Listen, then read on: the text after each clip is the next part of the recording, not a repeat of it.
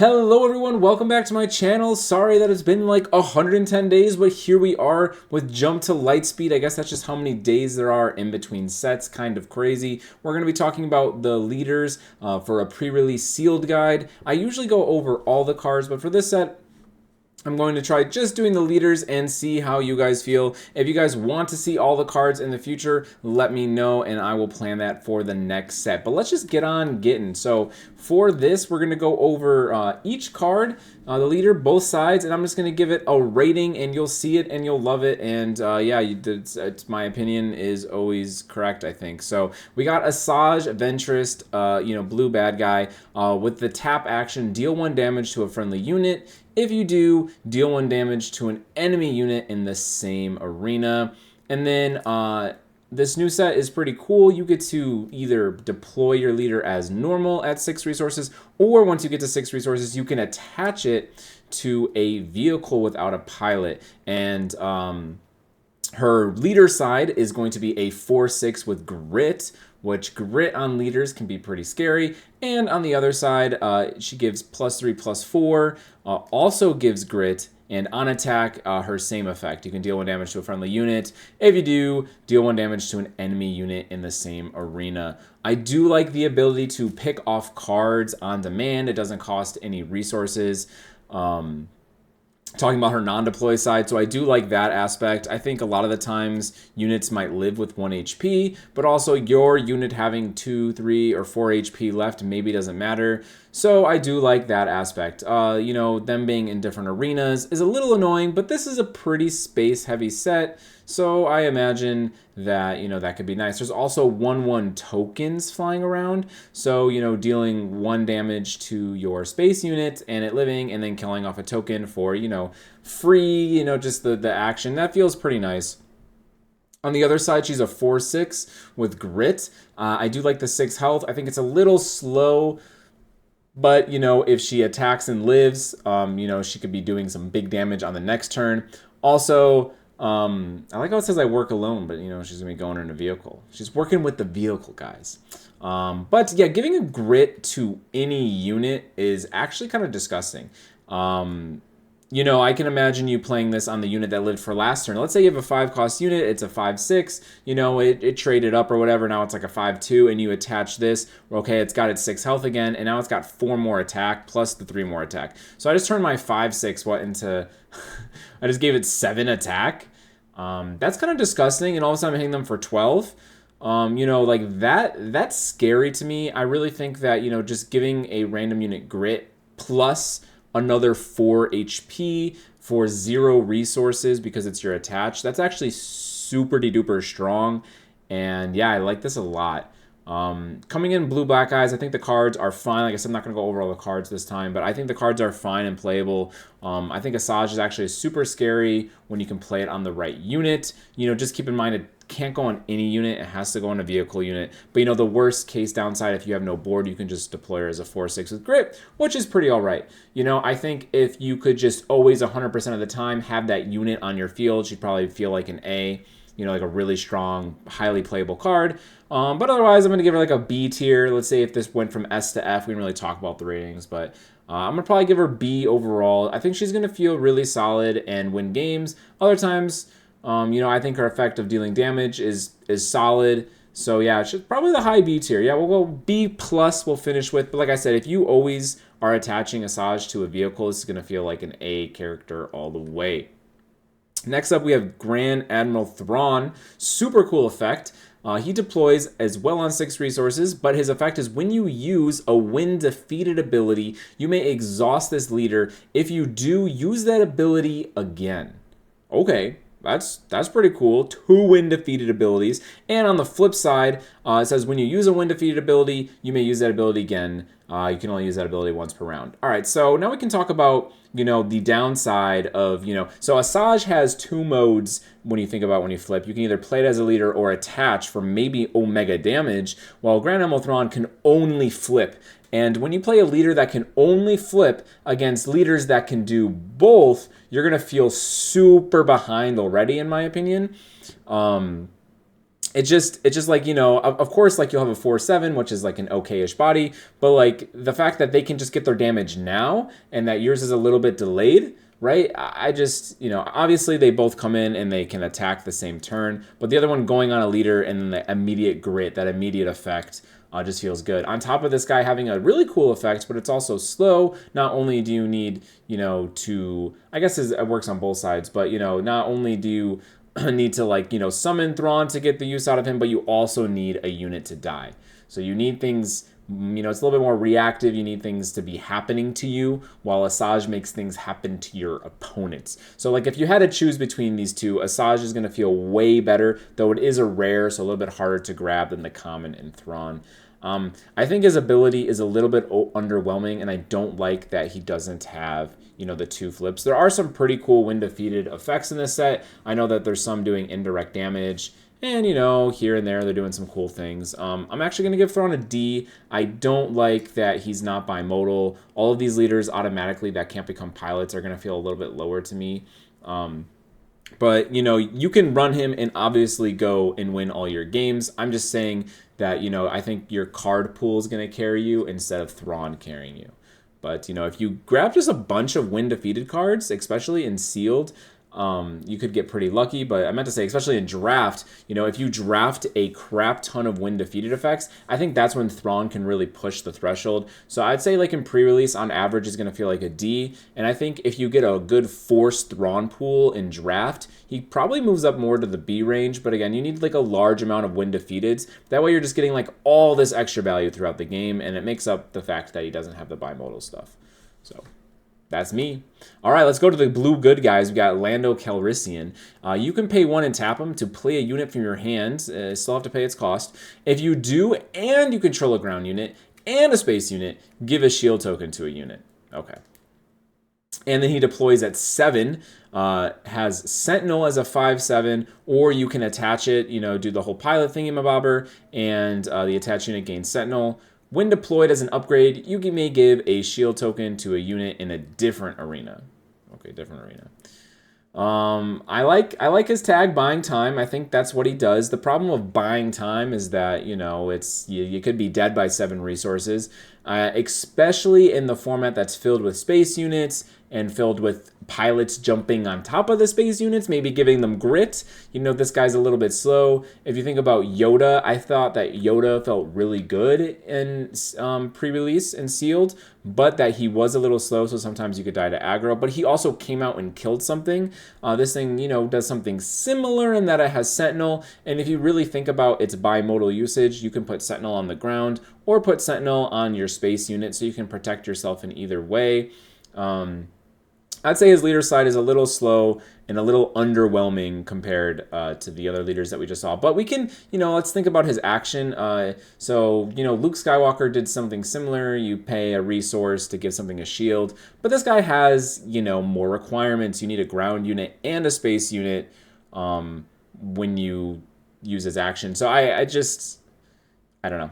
It's a little trickier, I think. Like, you need to have something on your board, and then you're playing behind curve. Of course, when you play pre-release sealed, like, it's okay to play a little bit behind curve, just because, you know, your deck's not going to have the perfect curve. So it's kind of nice sometimes when your leader has a cost ability that does something relevant, because you get to just have more stuff than you normally would, right? If you're playing this leader that doesn't have like a cost on it. So, I mean, that's there. Like I said, I think this leader is a little slow. I like the bimodal protection. I think if you have a deck that can make it there, because, like, again, this guy's not going to help you make it there.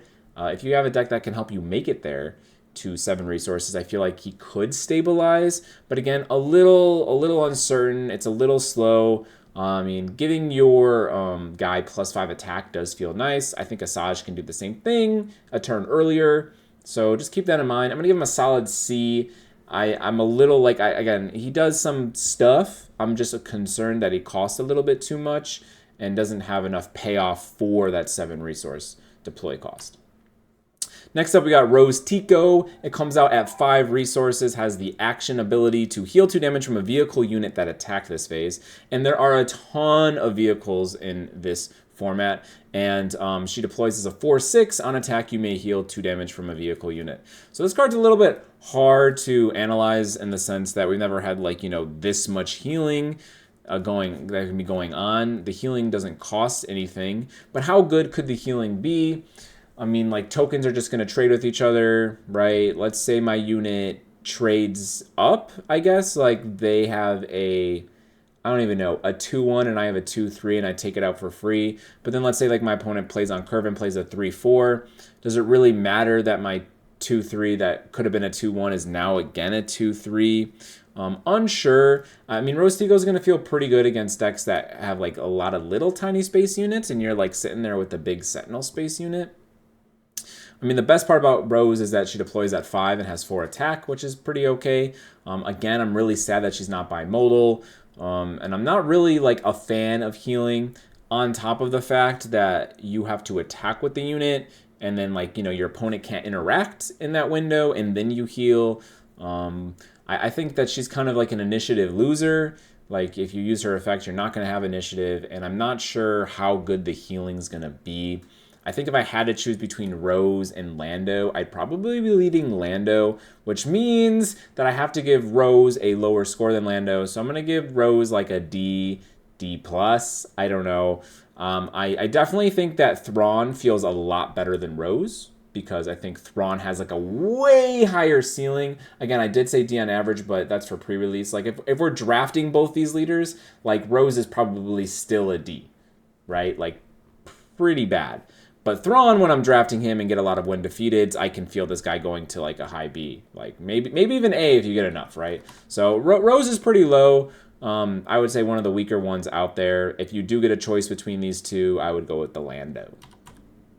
Next up, we got the Admiral Piat, and he is a leader, of course. With the action ability, play a capital ship unit from your hand. It costs 1 less, and we can deploy him at 5 as a 2/7, just like that other Admiral, if you guys remember from set 1, whatever his name is, the Imperial Buffer. It could even be the same card. I'm losing my mind here. All right, but he has the ability, each capital ship unit you play costs 2 less.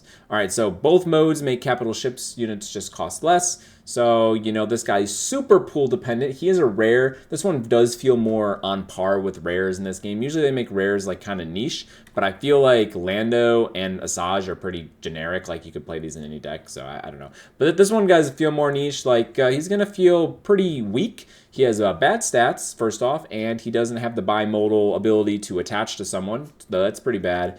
I think if you get a high number of capital ships, and paying them for 1 less can feel pretty good. Paying them for 2 less can feel really good. Like, if you have a 7 cost capital ship and you're playing it on 5 resources, like, that could be, you know, the push you need. So I'm going to say, like, on average, when you probably don't have many or any good capital ships, it's probably going to feel pretty low. Probably like an F. And, you know, the minute you start getting more capital ships, you know, maybe he's like a C. Like, even though you're playing them for cheaper, like, you're really sacrificing a lot with this crap leader. Like, his stats are abysmal. So overall, like, this Admiral is pretty bad. I would avoid him. Luckily, it's a rare. You won't see him that often. All right, next up, we have Darth Vader, the complete opposite of what I was just saying. So he deploys at 6, but his undeploy side is you can tap him. If you attacked with a non-token vehicle unit this phase, create a TIE Fighter token. Yeah, TIE Fighter, vroom vroom, little spaceship. It's a 1/1 space unit. And then on his leader side, he's bimodal. You can either make him a 5/6 leader, or you can give something +5/+5, and when deployed, create 2 TIE Fighter tokens. Yeah, that's pretty dope. I really like this leader a lot. I like value in pre-release and sealed. I think Asajj is going to be like a nice little counter to this guy, but I like the value. You're going to have a ton of vehicles in your deck. He's going to make ground vehicles like feel really good, because now you're making, like, you know, space tokens, and you can attach pilots to space tokens. Like, you know, this guy can attach to the token that he makes. That's going to feel pretty good. So, I don't know, Darth Vader feels really good. I mean, and attaching as +5/+5, you know, that's just, like, immediate damage that's happening now, plus you're getting the 1/1s, you're protecting maybe your space unit from dying, or he can just deploy as a solid 5/6 leader. This guy's going to come and win games. He's definitely going to make you a couple tokens, too, along the way. Maybe you get 4 by the time you deploy him. like 4 total after deploying them. That's pretty good, 4/4 value of stats. And, you know, tokens are super annoying, especially in space. Like, if your opponent doesn't really want to be spending the time attacking them, which, again, why Asajj is going to feel really good against Vader. I'm going to give this guy, like, a B to A tier. He's pretty hard to analyze. Let's just give him an A. Darth Vader, he's the main character. Let's give him an A. I think he's going to feel pretty solid. He's going to be able to do stuff the whole game, and he's bimodal. Let's hit him with the first A tier. He's also, like, you know, the complete opposite of this garbage. So, yeah. Find the Darth Vader, play the Darth Vader. Next up, we have Admiral Holdo. It has the action ability, pay 1, tapper, give a resistant unit or a unit with resistance upgrade on it, +2/+2 for this phase, or you can deploy her on 6 resources as a 3/8, not bimodal, and on attack, you may give another resistance unit or a unit with resistance upgrade on it, +2/+2 for this phase. I don't know if you guys have watched my old videos, but as always, I do not like these +2/+2s, even if it was a stacking counter. Now, if it was a stacking counter, it'd be pretty good. 2's a lot. But anyway, yeah, let's say it was a stacking counter of +1/+1. Like, I wouldn't really be that high on this card, just because her stats are a little bit low and she deploys late and she's not bimodal. But yeah, the +2/+2 for the phase feels pretty bad, I think. I mean, again, obviously, sometimes you're going to have, like, this extra resource. But if you have the extra resource and you're not playing on curve, so if you're using the extra resource to play on a smaller guy, to trade up with the bigger guy that they play this turn, you know, then you're playing another smaller guy. I don't know. You see what I'm saying right here? I don't like these buff cards, especially for the phase. I don't think you're going to get, you know, crazy value out of it. I don't think the leader side is strong enough to make up for, you know, that. I think if she was like a 6/6 on 6 that deployed, like, it's going to feel a lot better. But, like, I can't really use this aggressive buff to, like, win. I'm playing off curve first of all, and when I deploy my leader, it's only a 3 attack. So, what are we doing here? We give this card pretty low rating of a D. I mean, I don't want to give, like, leaders Fs. You know, play him if you like the character. Luckily, this one's a rare, so you won't see it as much. But yeah, D, D-. It's going to feel pretty bad. Like, would almost never. This would be, like, one of my last choices with Rose. Like, I don't want to play as leader. All right, next up we got Wedge, like, way cooler character.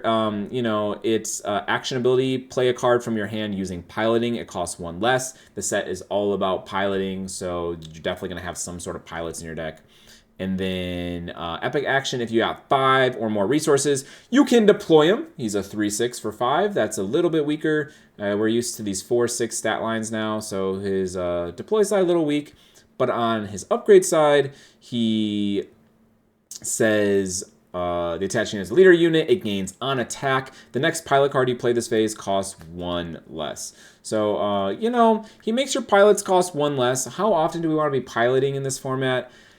You know, an okay amount. I usually don't like upgrades, but I like cards that can be units and upgrades, because that means if you're, you know, like a reasonably fine player, you'll know when it's good to pilot a card. And then if you're able to do that for 1 less, it'll probably feel pretty good. You know, the problem with upgrade cards in general is that they're only upgrades, right? Like, you have to use them as an upgrade or resource them. Now, as a unit that can also upgrade, that can also be resource, you know, there's going to be times where piloting is going to feel really good, and there's going to be times where playing it for 1 less will feel really good. Especially, I have seen pilots for, you know, they only cost 1, so now you can play upgrades for 0, and that's going to feel pretty cool. Yeah.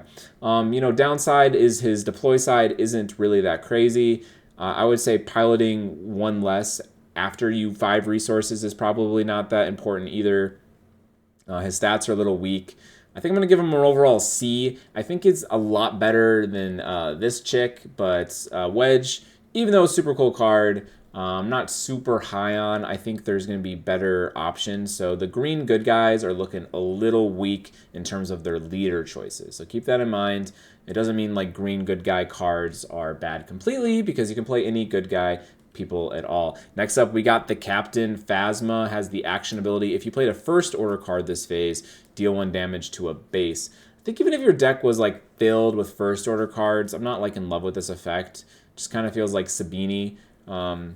And now we'll move on, though. Sabine costs 4, this costs 5. So at 5 resources, you can make a 4/6 leader. On attack, if you played another first order card this phase, you'll deal 1 damage to a unit. If you do, deal 1 damage to a base. Okay, I like that a lot more. I like that deploy of, picking off a unit, though it's on attack and not all the time. So again, it's delayed. And how many times are you going to be able to do 1 damage to a unit? Twice at most?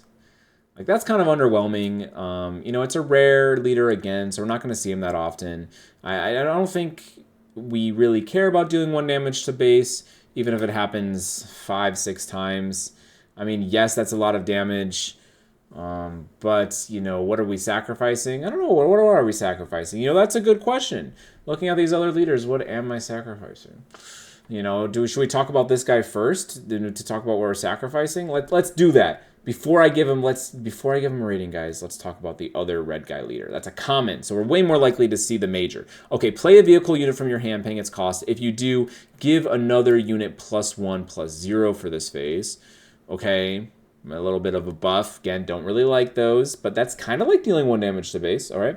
And then if you control 4 more resources, I can deploy this guy, and he's a 2/5, so Sabine stats, or +3/+3. Attached unit is a leader unit. Gains on attack, you may give another unit in this arena +1/+0 for the phase. Okay, so what am I missing? Not much. I like that this guy is bimodal, and but let's continue with this. So, like, this guy is not super crazy, right? I'm not like, wow, what an amazing card. Like, it's a little bit aggressive. But, like, if I'm dealing damage to the base, I got to weigh my aggressive options. Because this is kind of like the Sabine trap, too, is that whenever you use the captain's ability, you're tapping it, so maybe you're losing initiative. And if you lose initiative to deal 1 damage to a base, they get to trade with your card first. And if you just didn't use this effect and attack with your card when you have initiative, like, maybe you would have gotten 2, 3, 4 damage. Let's just say that happens once, the 3 damage. It kind of makes them, so then you got to be selective about when you do it. Got to be selective. It's kind of like another initiative loser, and dealing damage to base, in my opinion, isn't like a winning strategy in pre-release. Does that sound weird? I wasn't really that high on Sabine either. I felt that there was a lot of healing in set 1, and I just felt like the leader wasn't strong enough. Even though like she could sneak away games. But I feel like this is just a little bit worse Sabine, right? Because if you're an aggro deck, you don't care about the damage coming back at you. So I would say it's a little bit worse Sabine. The stats are obviously much better, but it comes out 1 turn later. The pinging is whatever. I don't know. This guy's hard to evaluate, guys, so I'm sorry for that. I think I'm going to go with the C. I think it's like a total average leader. Like, I'm not really a fan of what he does, but some people who just want to smash face and get a lot of first order cards and feel pretty aggressive, like you can run this unit. Going back to the major, it's bimodal. It can feel a little bit more aggressive because you can give the +3/+3 to a unit and just start, hit him with that unit and try to have like a super unit really early. That's kind of cool, especially if you play like on a really strong unit. But again, not really high on this guy. I really hate his effect. I mean, like, you can say, like, I'm playing a vehicle and getting the plus at the same time, so, like, I'm not losing the actions like I am with the captain, so this guy does fulfill his aggro role a little bit better, but I'm not really high on him either, so probably a C as well. I don't know. These are not leaders that I look to play. They're not really high value. I feel like you can just get destroyed by them. If you play this as a +3/+3, you wait a turn and then your opponent flips any of the 4/6 leaders, you're like, wow, my leader just feels bad. And yeah, I got +1, whoopie-doo. So I'm not really high on them. I'm going to say the captain's a little bit better. I think I'm going to end there. Captain's a little bit better, but they're both probably C tier. That was forever. Luke Skywalker, main character, Shirley. You know her? Surely good. All right. Action, tap it. If you attacked with a fighter unit this phase, deal 1 damage to a unit. Oh, it's like the Mandalorian girl. All right. So yeah, that's what he does. And he flips at 6 resources. He's a 5/6, and you can attach him as +4/+5, who has a nice effect of this upgrade can't be defeated by enemy card abilities. There are a couple going around in this set. It's not as scary as, the main set constructed, but there's a couple destruction abilities going around the set. Attached unit is a leader unit, and if it's a fighter, it gains on attack, you may deal 3 damage to a unit. Okay, on attack, deal 3 damage to a unit. That's a pretty strong effect. So I think if you attach this guy to a fighter, you're giving it that immediate +4/+5, and then you're giving it an on attack trigger. that can be, you know, in both arenas. Like, that's pretty spooky scary. You know, we never really talked about like this, like the dichotomy like of the games of when you attach this to a space unit, and then like at the same turn your opponent deploys their Luke on the ground. You know, like, you're really creating like a race there. Like, what are you supposed to do? And in that situation, like, this card's gonna feel better than a normal leader just being on the ground because it can shoot the leader, right? It doesn't say non-leader unit, it says leader. So that's pretty good. If you have a fighter, he's gonna feel pretty solid. I mean, yeah, I think his stats are fine. I think his effect is fine. It's nice that he can't be destroyed in case they randomly have a destruction effect. I like that he can deal damage to a unit. How many fighters do you have? You know, so let's do that. So 2 ratings. I think if you get a bunch of fighters, he's gonna feel like a solid B, B plus, maybe even A minus leader. And I think if you get a whatever amount of fighters, you know, he's gonna feel pretty average, like a C. Like, he has good stats. And that's just what you're gonna use him for. But yeah, the more fighters you have, the definitely better Luke is gonna feel. So this is like, you know, for draft, it's going to be a build around, get as many fighters as you can. Your hero's going to feel pretty solid. And for pre-releases, you just count the number of fighters and, you know, go from there. Similar to the Mandalorian girl. Next up, we have Poe Dameron, and he has the action, super cool, by the way, guys. Pay 1, flip this leader, and attach him as an upgrade to a friendly vehicle unit without a pilot on it. Holy moly. Okay, so when he does that, he gives that that character +2/+1, and you can only use that ability once per round. Otherwise, you have to wait till 5 resources to deploy him as a 4/6. All right, Poe is super cool. I like value. I like value in pre-release and sealed, and this guy screams Omega value. He literally fixes your curve. Like, oh no, I have another 2-drop. That's okay. Let me turn my 2-drop from the last turn into a 3-drop worth of stats, and then play a 2-drop. And, you know, now I'm like doing the same curve, but I'm doing it faster. You know, unlike the +2/+2 for a turn, this is perma staying. Although you can only do it on 1 character at a time, you know, I think it's gonna be pretty good. Like, 1 character at a time is fine because they have to kill that character. And when they kill that character, you can flip them again. And when they kill that character, well, now we're at 5 resources. Here's my 4/6. Bam, bam, bam. You kill him. All right, now we're back to making my leaders just a little bit better. I think this guy is going to feel solid. I think he's going to help your curves.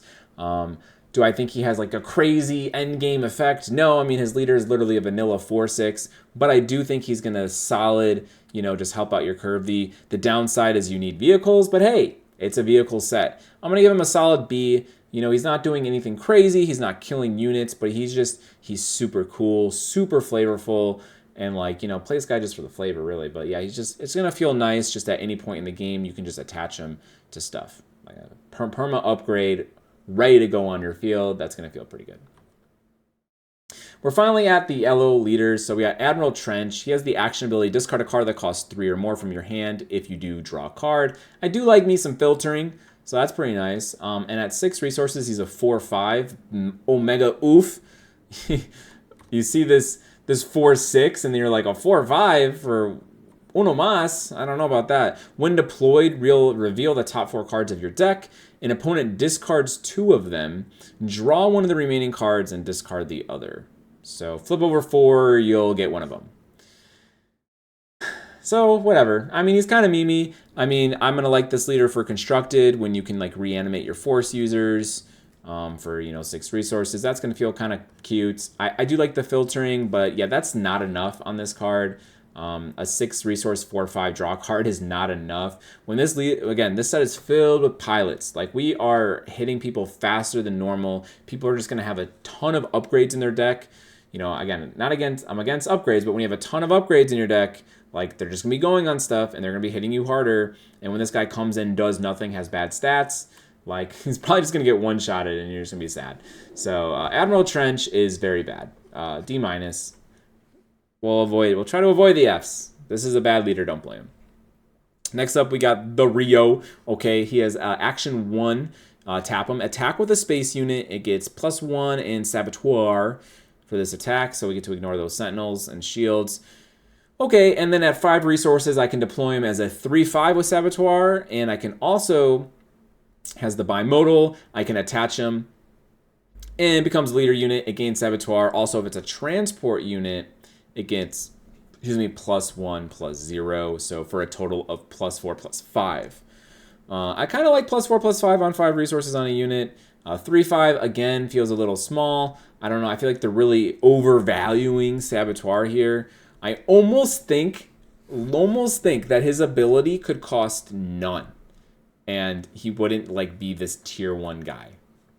Just make a space unit hit 1 harder. Is that like worth it on a leader? Like, I don't know. Think about Cad Bane makes all your cards just deal a damage.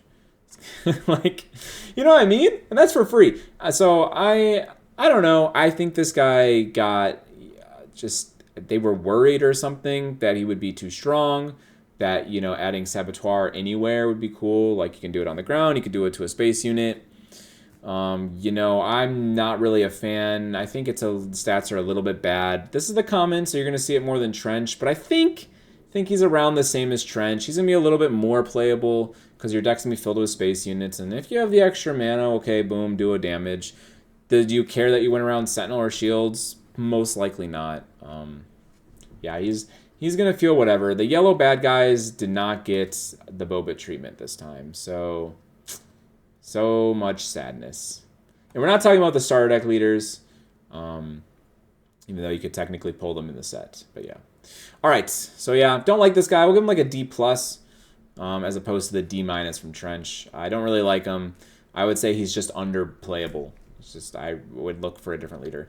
Next up, we got Admiral Akbar. He is a leader that you can pay 1 for. Exhaust a non-leader unit. If you do, its controller creates an X-Wing token. X-Wings are 2/2 good guy tokens. So, you know, you could do this. You got some you know, diversity. You can do it to yourself. So you can get a 2/2 token. You know, screw the attack. Here's my 2/2. I made a 2/2 for 1 resource. That feels pretty good. Yeah, I lost an attack, but whatever. I got the value, right? Or I could say, man, my opponent just played a big unit. I'm going to tap that guy down so he's not hitting me. And you can have a 2/2 spaceship. I'll let that hit me next turn. So there we have it. That's how it's going to feel. But we can deploy him on 6 resources. It's a trap. It's a 3/8 rebel unit. On attack, you may exhaust a unit. If you do, its controller creates an X-Wing token. Man, I wish... Oh, these cards, man. I think that, again, that it could just say exhaust any unit you create an X-Wing token. I think that would have been fine. Like, that is not too strong. Come on, guys. Come on. Make these cards a little bit better. They don't need to be all super, super weak. We can have stronger leaders across the board. Yeah, I mean, so this guy is nice in the fact that, you know, I have a lot of choices with his ability. I realize I could be like, you know, my opponent really needs to trade into my unit, so I'm just going to go make an X-Wing here, and if they don't trade, you know, whatever, I made an X-Wing, and I could do it next turn. Like, again, it feels a little bit Win Mori, because to do that, you probably have to be in the position where you don't need to attack a unit or their face. But, you know, applying pressure in this game usually feels really right most of the time. Is it okay to be giving my opponent 2/2s? I don't know. Like, the first time, sure. The second time, probably not. Especially since, you know, we're going off curve. So I'd probably only be doing this to my opponent in the Omega late game if they play a super good card. But in, like, that case, can't my opponent just initiative and kill me with their super good card anyway? Or didn't they just have initiative the turn before? Again, a hard leader to use. Not great stats. I don't even want to give this guy a playable. I'm sorry. So we're going to give him a D. He can be right in the middle of D- and D+. Like, all these leaders have just not felt great. Sorry, yellow. Next up, we got this man, and he has the action ability. A friendly unit loses all abilities for this round. Take an extra action after this one. Okay. So do nothing. Make my card worse. So you try to find cards that have negatives on them, right, and abuse that. He is the best pilot in the galaxy, guys. It says it right there. So, okay, let's see his flip side.